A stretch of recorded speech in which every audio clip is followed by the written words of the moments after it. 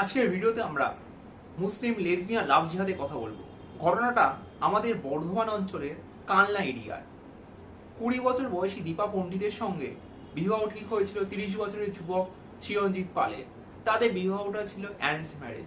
সম্পর্কটা প্রথম থেকেই ভালোভাবে চলছিল, কেন দীপা ছিলেন একজন সুন্দরী মহিলা, যার ফলে চিরঞ্জিতের বাড়ির লোকজন দীপাকে দেখেই পছন্দ হয়ে গিয়েছিল।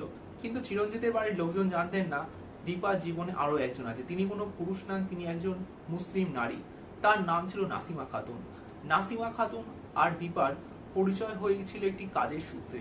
নাসিমা কিন্তু দীপার থেকে বয়সে অনেক বড়ও ছিল, কিন্তু হঠাৎই নাসিমা দীপাকে প্রেমের প্রস্তাব দিয়েছিল। দীপা শুরুতে নাসিমার প্রস্তাব গ্রহণ না করলেও একদিন দীপা নাসিমার বাড়ি গিয়েছিল। সেখানে নাসিমা দীপাকে সিডিউস করে এবং তারপর থেকেই কিন্তু তাদের মধ্যে প্রেমের সম্পর্ক চলে আসছে যে দীপার বাড়ির লোকজন তাদের এই লেসবিয়ান সম্পর্ক মানবে না।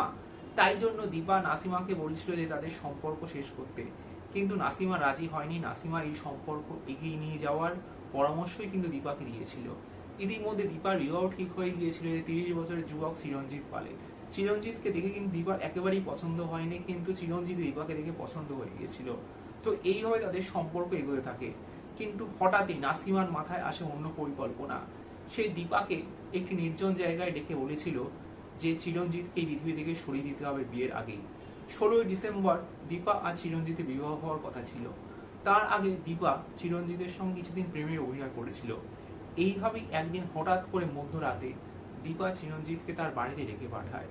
দীপা প্রথমে চিরঞ্জিতের সঙ্গে একটু ফ্ল্যাটি টাইপ কথা বলে চিরঞ্জিতকে চেয়ারে বসতে বলেছিল। স্বভাবতই চিরঞ্জিত চেয়ারে বসে, কিন্তু তৎক্ষণাৎই দীপা চিরঞ্জিতের হাত বেঁধে দেয় এবং পিছন থেকে নাসিমা আসে।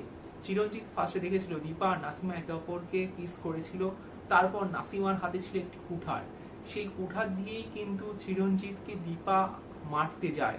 কিন্তু নাসিমাও সেই সময় চিরঞ্জিতের উপর আঘাত করার চেষ্টা করেছিল, কিন্তু চিরঞ্জিত কোনো রকমে নিজেকে সামলে, দীপা আর নাসিমার হাত থেকে নিজেকে সামলে নিজের যে স্কুটিটা ছিল সেই স্কুটি করে পালিয়ে এসে কালনা থানায় আসে এবং দীপা আর নাসিমার নামে অভিযোগ করে। তো এই অভিযোগের ভিত্তিতেই কিন্তু পরবর্তীকালে দীপা নাসিমা গ্রেপ্তার হন। কিন্তু বর্ধমান এরিয়ায় এই লেসবিয়ান লাভ জিহাদের ঘটনা কিন্তু লোকের চোখে মুখে এখনো ভেসে বেড়ায়।